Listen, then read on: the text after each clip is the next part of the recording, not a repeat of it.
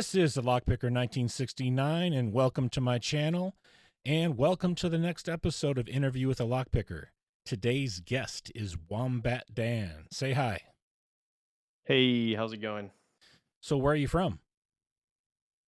I am from Rochester, New York, born and raised in this area. Never really left outside of a couple of years for college, and still living here with my family. Okay. So what exactly does your name mean? Wombat Dan is a nickname I picked up at camp when I was a child, and for some reason it stuck with me forever. So I still use it if I'm playing a game and need a handle, or my YouTube channel, etc. Wombat Dan tends to be my nickname. Okay. I know I'm going to Not probably not a get whole into... lot of meaning behind it. So, okay. The longer story is I've always been very short. I'm 5'6", so growing up, same thing. And at camp, my camp counselor thought I was like I was running around like Sonic the Hedgehog. I was fast, but I was short. And Sonic was big back in the day. Mm-hmm. And for some reason, instead of calling me a hedgehog, he called me a wombat. So that was where the nickname came from, and stuck ever since. Okay. All right. So how and when did you get into lock sport? So I picked up Locksport, I think it was November of last year, so 2024.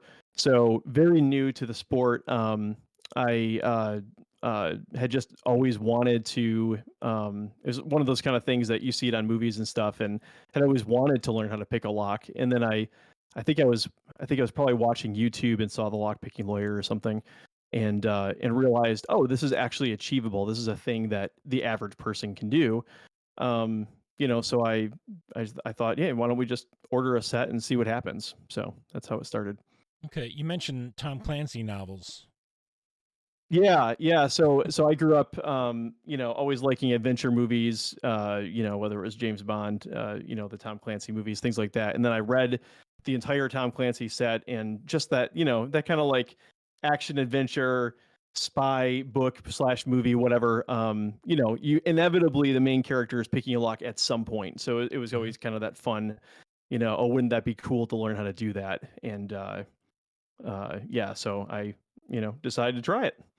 Okay, now during the pre-interview along those lines, you mentioned something about being a jack of all trades. What was that in reference to? Yeah, I've always had interest in just having a really broad set of hobbies. So I'm 42 years old. I have a large family. I've got 9 kids, and we just try everything, whether Mm-hmm. it's, running, biking, mountain biking, rock climbing, hiking, computer games. I'm a big board game fan. I've got probably, 80 board games in the house.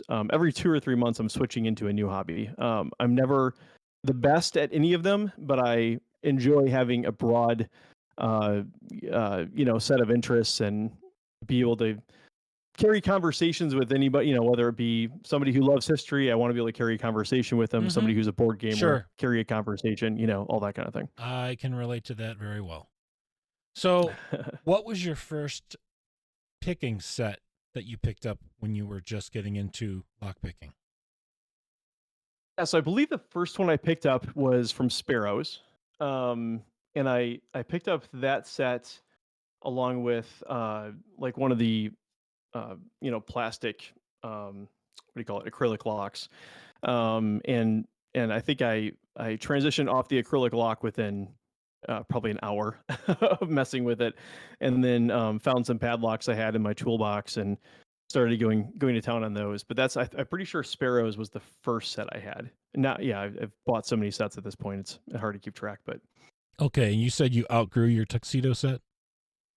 yeah, I think I started with the tuxedo set, which that's right. Tuxedo set has the practice locks in it as well. So I had an acrylic lock from somewhere. I probably ordered it on Amazon. I got the tuxedo set, which then I got the set that has like those practice locks in it. Yeah. Which are kind of nice. It's a nice starting point, but I would recommend probably not doing that to most beginners. It's a good visual reference. That's about it. Exactly. Yeah. Even the metal ones, the Sparrows offers, they're certainly better than the acrylic locks, but they still don't actually behave like a real lock. So, No. yeah, don't recommend those. Not good tolerances. No, Okay. no. So you did get something else though. You mentioned to me the Reaper set. How's that working for you? Yeah, I really like that set. It's still kind of my it's my comfort zone go to. I've at this point bought probably a set from virtually every manufacturer. I have purchased Covert Instruments, Reaper, and their what's their latest one called? Uh the brand, the real fancy one they just came out with. I'm A- blanking on the name of it. Apex? Apex, yes, yeah. Yep, the Apex set. Jimmy Long's multi-pick, Moki picks, Mm-hmm. Yep. a whole bunch of different sets. But yeah, out of all those, I started with the Sparrows. Probably within a few days of owning those, I gifted them to one of my kids and moved on to the Reaper set, and kind of never, like I kind of always go back to that set. It just fits Okay. my hand where I've got, like I said, I'm a short guy, smaller hands. It fits my hand right. I really like the profiles that it has in it, and for just about every lock, it just works. So I really, really enjoyed that one, especially the turning tools. Turning tools in that set, I just Yeah. really like a lot. Yep. Okay. And then you got into DD tools. Yes. Can you Yep. talk about that a bit?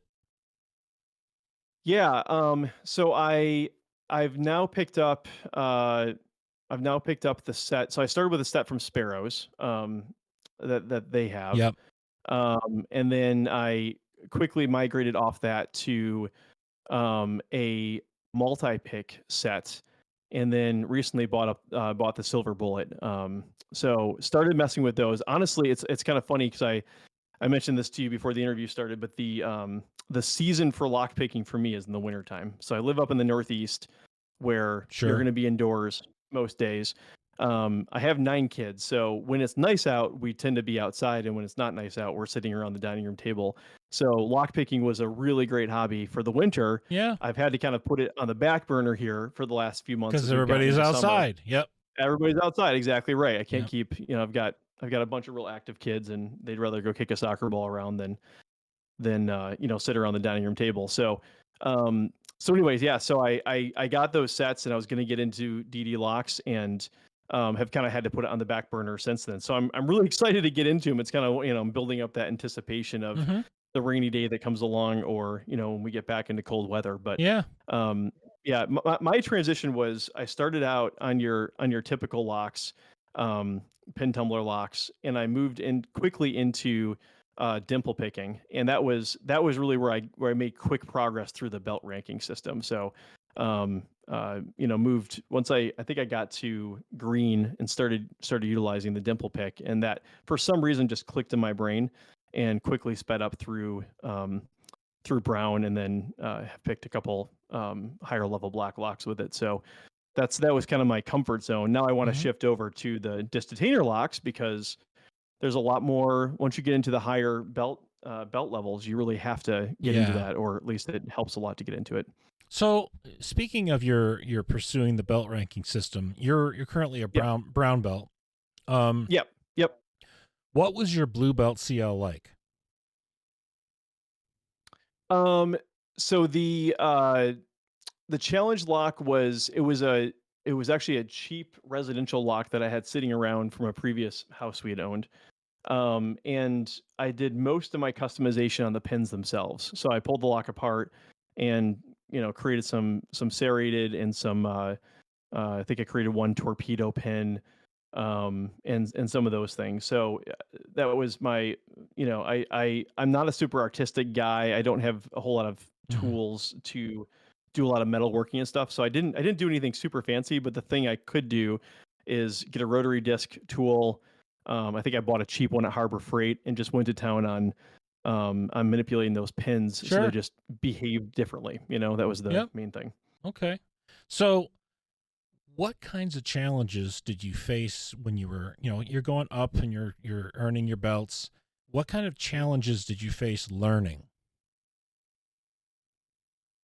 Yeah, I mean, every kind of stage was its own set of challenges. I think probably the maybe trick that I learned or whatever early on that was super helpful was just to progressively pin the lock you're trying to work on. Mm-hmm. If you're moving from a a blue belt to a purple belt, you're likely, or whatever, whatever belt transition, you're likely running into a piece of technology you haven't run into before. You're going from regular pins to serrated pins, or to a torpedo pin, or you're learning a new thing you've never felt before.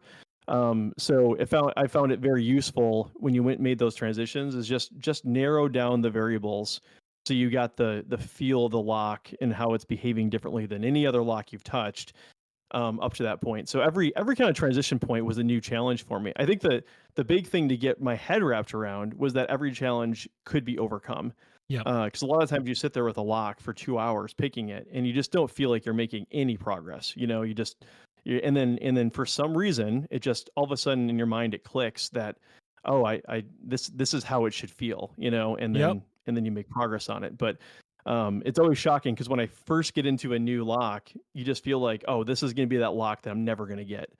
And but every time you kind of eventually overcome it. So I think that the first probably mental hurdle was just believing that you actually could do it. Hmm. Because I think there is that first couple hours of messing with a lock where you just, am I ever going to get this, or am I just completely wasting my time? Hmm. So So yeah, with the community, I would imagine that they provided, help along the way. How were you absolutely. introduced? Yeah. How were you introduced to the community? How did you get into it? Yeah, so I mean, YouTube was my entry point. I think lockpicking lawyer is probably the most popular, most well known. I mean, even friends and people that I know that have never picked a lock before, if I They've say, heard "Oh of yeah, I'm him. into lockpicking," yeah, they're like, Yeah. "Oh, like the lockpicking lawyer," like, yep, just like yeah, exactly right.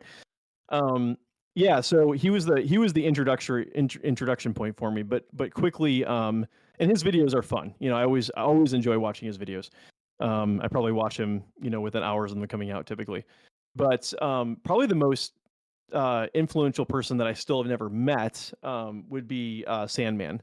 Hmm. Um, just one of the most personable guys on video, at least. Just you could sit there and listen to him talk for 30 minutes, and enjoyable to listen to. A guy I'd want to go hang out with and get to know better, and just a Sure. he was, yeah, he was probably the next most most encouraging source of information when I first got started. From there, I got introduced to, um, obviously, LPU belts, and the associated Discord and Reddit, um, channels and whatnot. And Reddit was probably my next biggest Hmm. source of information and participation. By the time I got into that, I was probably a green or blue belt and was starting to actually participate in helping people that were starting out and stuff with their own issues. Very cool. Okay, so is there Oh, I anything? gotta mention. Sorry, I gotta mention one more. Sure. Marcin, who's pretty well known in the lock sport as well. He actually lives fairly close to me, 10 minutes down the road. So early on, I pinged out on Discord for anybody who's in the Rochester, New York area, and he's the one guy that responded. And then he's been super nice. Just invited me over to his house a couple times. Cool. And I've sat with him for 2-3 hours at a time, just talking through things I'm facing. He's loaned me locks. He's certainly given me encouragement. And one of the coolest guys I've met. I mean, he's dealing with his own um, health issues, where his hands shake a lot. And to watch this guy who, physically you wouldn't think this would be a guy that would pick locks, with shaky hands, like, Yeah. you wouldn't think that would be like, go together very well. But he's a brilliant lock picker, and somebody who has just a wealth of knowledge, and just a fantastic human being. So just he was definitely a big help, Oh, as very, well. very, very cool. So, Yeah. is there anything? So, you've gotten to know people in the community, they've gotten to know you a little bit, but is there anything about yourself that you'd like our audience to know about you that they might not have picked up on from you talking in the forums? Yeah. I mean, I think especially when it pertains to lock sport, it's to me, uh lock picking is, when I tell people about it and they're like, "You do what?" It's almost like Yeah. knitting for guys. It's this thing you can sit there for hours, and you can fidget. I mean, guys love to fidget with their hands, right?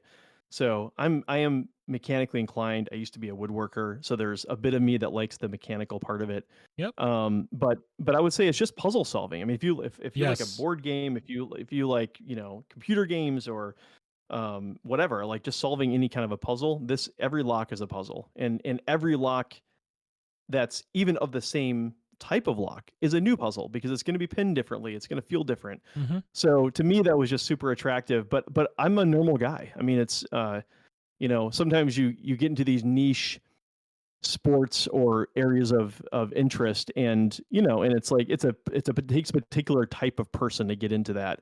Yeah. And I'm a CEO of a business. I have a large family with 9 kids.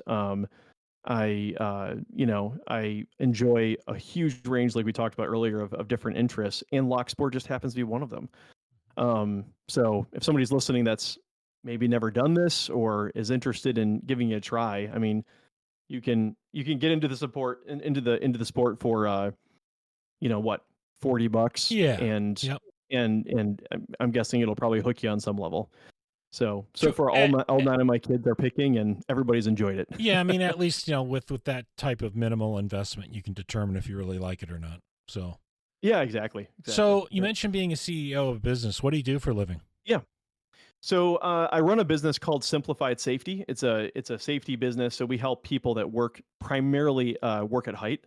So people that are working on rooftops, servicing HVAC systems, or have to get up on top of machinery inside a plant, things like that, where you're exposed to a fall hazard. We help those people be safe. So we consult with, you know, uh, virtually every Fortune 1000 company that's out there, and help them protect their workers. Hmm. Got locations across Europe and the U.S. And yeah, that's so I get to run that business and have a great team that works for me. I'm guessing that my son probably has either been to classes or had information from you guys. He's a mechatronics engineer, so Oh wow, works in nice. those machines and all that stuff. So definitely. Yeah, yeah, that's cool. Okay, so Very I cool. wanted to circle back on something because we were talking about Yeah, the Blue Belt CL. yeah. Beyond the Blue Belt CL that you had to make for your Blue Belt, Mhm. have you made or picked any other challenge locks, and do you enjoy them? So honestly, no, I haven't. I would love to, but it's not something. So the belt system doesn't require it after that, Hmm. of creating them. Yeah, And I don't, other than Marson, I have yet to actually meet in person another lockpicker. So gotcha. there isn't much. Yeah, if I was in another major city like New York or Dallas or something, I'm sure there'd be more of a community around. I'd love to do that. I actually approached a local board game store that gets into some of these niche hobbies. They do like board games and disc golf and Legos and things Yep. like that. And I thought, oh, this would be a great place. Give me 4 feet of shelf space, and you could have a pretty good representation of what somebody would need to get into lock sport. And approach them on it, and they weren't interested. So I was hoping to set up more of a community, exposure there, but that wasn't able to weren't able to make that happen. So Okay. but yeah, so anyway, I haven't really been able to meet other people and therefore obviously get their challenge locks and stuff. Okay. Well, if you're looking for challenge locks, hear that, folks? He's looking for some challenge locks. Send me one. Connect up with them and send them some challenge locks. There Um, we go. so I wanted to bring up something because when I asked the question about is there anything about yourself that you'd like our audience to know, one of the things Yeah. in your hobbies and interests that we talked about that I thought was very unique, and I don't come across that very often, is that you're a man of faith and you started out your adult life as a pastor. Yeah. Yep. So Yep. what was And that's that all that's about? probably the original. It was probably the original puzzle to solve, right? Like, what's the purpose of life? What's the Yeah. how does man get made right with God? That kind of a thing. Yeah. So I started out my professional life as a pastor. So when I was 20, I'd gone through Bible college, and was the pastor at a church for a year, and then was a youth pastor at another church for about 3 years, 4 years, something like that. So for the first 4 or 5 years of my adult life after I'd gotten through college, Yeah, I had worked for different churches. Well, you guys better watch it out there. We have Pastor Dan. Yeah, it's a huge part of my life. I Of mean, honestly, course. I'm probably still as much of a shepherd, so to speak, as I was back in those days. Just I don't get paid to do it. So, That's good to hear. I'm I'd prefer glad. it that way myself, but I'm very glad to hear that. Me too. Not a pastor, yeah, but yes, very much a shepherd. So yeah, exactly, exactly. so you Yep. mentioned you did do a few thank yous to some lock sporters out there. Are there any Yep. additional ones you'd like to give thank yous to? I mean, honestly, the biggest influencers were biggest one was Marson, being local and welcoming me into Yeah. his house, and then Sandman from a content perspective, were the biggest ones. I mean, there's certainly other Hmm. ones that either through video or interacting on Reddit. I'm thinking Georgia Jim. Yeah. I'm trying to think other names out there. But certainly other ones that had influence over the years or over the months, I should say, not years. Um, I'm trying to think who else maybe to say hey to. Well, Huxley Pick, well, White has been great for helping me actually get my hands on some locks, along with Florida Man picks okay. locks. Yeah. Some places I've actually gotten locks from, Yeah. who have done a great job at just providing quality locks and helping me through some advice along the way as well. So yeah. Okay. So kind of along those lines, are there any noteworthy lock sporters you'd like to just mention? Because I know you mentioned Sandman and some others that I think you consider to be noteworthy, and that's great. Mhm. And I look at that a little differently than just the thank you part. These are people that you feel really have steered what lock sport is. Yeah, I think the ones I probably already mentioned. Okay. Okay. Red Wanderer, White. I mean Huxley Pick from an invention standpoint, who actually made the silver bullet, and he was super helpful when I was trying to get my hands on one. Yeah, those are some of the ones I've interacted with briefly over Discord that have been helpful. I Hmm. mean, everybody. What's great is like you go to buy a lock from somebody like one of these guys, and it comes with advice. It's like it's a Yep. everybody wants to help everybody. That's one of the great things Yes. about this kind of a community. So it's not just people that have happened to find locks through. Which, by the way, if somebody's listening and doesn't know how to do that, go to the LPU belts site and go to the lock bazaar. Yeah. And there's, no matter what region you're in, you're going to find people that have locks for sale that you're probably looking for. Oh yeah. But these guys they've all offered, hey, when you get this, try this or that, or hey, don't, I've even gone to them for, three or four locks. I think it was a conversation with White or Red Wanderer, but I go to him and say, "Hey, I'm looking at these four locks. Can you, or do you still have them?" And he'll come back with, "Well, you could get those, and I have them, but this one is basically the same lock as that one, or it's a dumbed down version. Just pull a few pins out." You know what I'm saying? Like, Yep. they want to help you actually accomplish the Yes. belt that you're trying to rank up to, not just sell you a thing. Yep. So I've really appreciated that input from those guys. All right. Well, all right. So last question before we wrap up. What Yeah. is your favorite thing about Locksport? And you've said a lot of really great things about Locksport, so I'm thinking this is going to be a tough one to pick. Favorite thing. Um, I think it's the I mean my favorite thing about it is the nature of you are interacting with puzzle solving. So unlike most other things, somebody went out and created a puzzle Yeah. that's obviously intended for security is its primary purpose. But then now you get to go solve that person's puzzle. Yep. And that to me is just fantastic. There's a never ending supply of these things out there.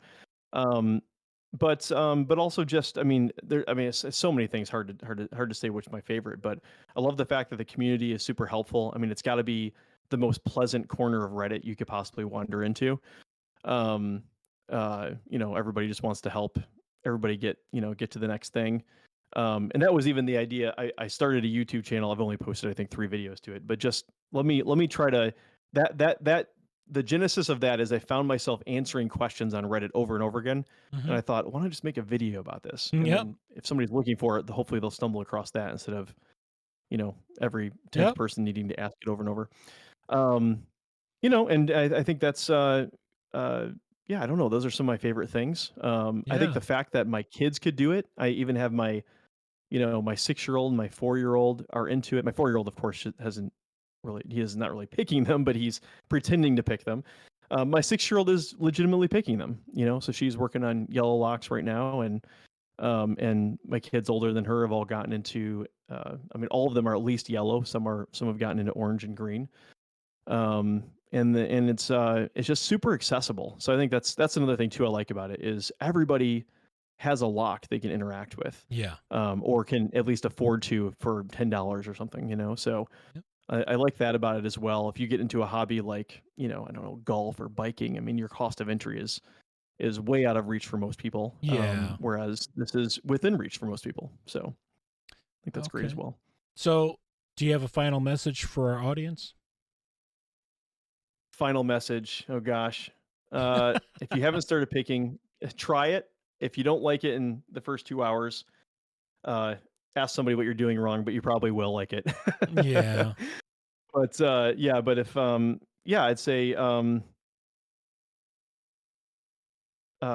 if I'm guessing most of the audience for you is probably a lock picker. Yes. And I'd say, find somebody to help. There's loads Definitely. of opportunity on Reddit and Discord to Yep. help somebody who's a belt or two or three below you, and most people that are getting frustrated with lockpicking are one piece of good advice away from having a victory with whatever they're working on. So, And there's always yep, someone that's willing to give advice.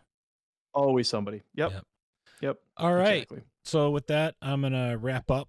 To our audience, if you have not yet been interviewed, why not? Um, I make it a pretty fun process, I think. And come and talk to me and let's get something set up. So, with that, I'm going to wrap this up. If you are a subscriber, thank you. If you are not yet a subscriber, please hit that subscribe button, turn on notifications and all, and hit like on the video. And thanks for listening.